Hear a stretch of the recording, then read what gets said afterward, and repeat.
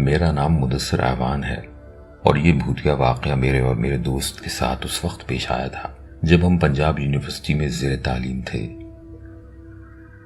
Usually ہم لوگ ہر سال یونیورسٹی کے دوست ناردرن ایریاز کا وزٹ کرتے تھے۔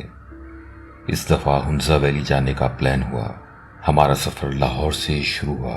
ہم نے لانگ روڈ سے جانے کا ارادہ کیا تھا تاکہ روڈ ٹرپ زیادہ سے زیادہ انجوائے کر سکیں، لیکن ہمیں معلوم نہیں تھا یہ راستہ ہمیں ایک ایسے واقعے کی طرف لے جا رہا ہے جو ہماری کئی راتوں کی نیند چھین لے گا اور ہماری لائف میں اس طرح اثر انداز ہوگا کہ ہم مستقل سلیپ پیرالائسس کے مریض بن جائیں گے۔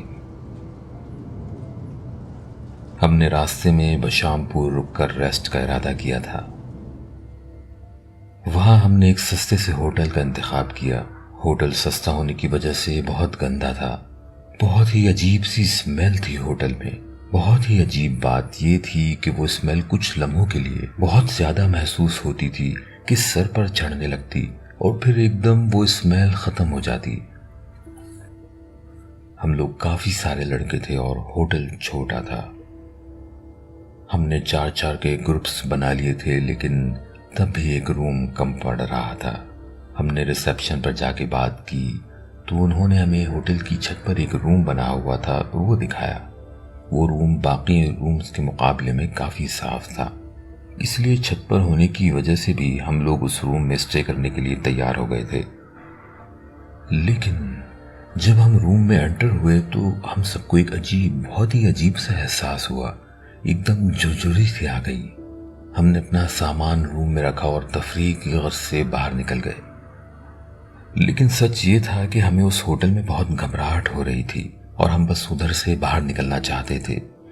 اس لیے بہت تھکن ہونے کے باوجود بھی ہم نے مارکیٹ جانے کا ارادہ کیا تھا۔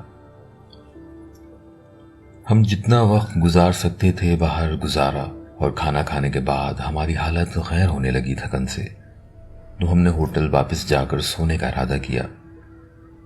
ہوٹل پہنچ کر ہم اپنے اپنے رومز میں چلے گئے۔ میں سب سے پہلے اپنے روم کی طرف بڑھا جو چھت پر تھا، کیونکہ میرے ہاتھوں میں کچھ سامان تھا جو بازار سے خریدا تھا تو میں اس کو روم میں رکھنا چاہتا تھا۔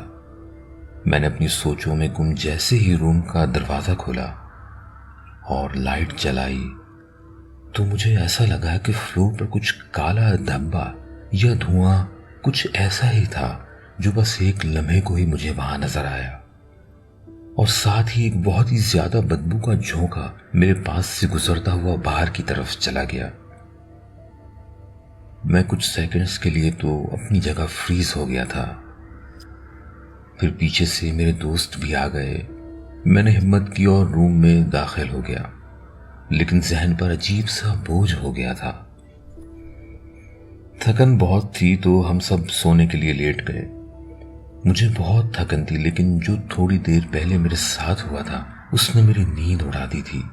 میں چاہ کر بھی آنکھیں بند نہیں کر پا رہا تھا۔ عجیب سا خوف تھا، ایسا لگتا تھا کوئی مجھے دیکھ رہا ہے۔ تھوڑی دیر گزری ہوگی کہ مجھے وہی بدبو پھر سے ایک دم ہی محسوس ہونے لگی اور ایک دم کسی کے زور سے چیخنے کی آواز آئی۔ میں ایک دم اٹھ کر بیٹھ گیا۔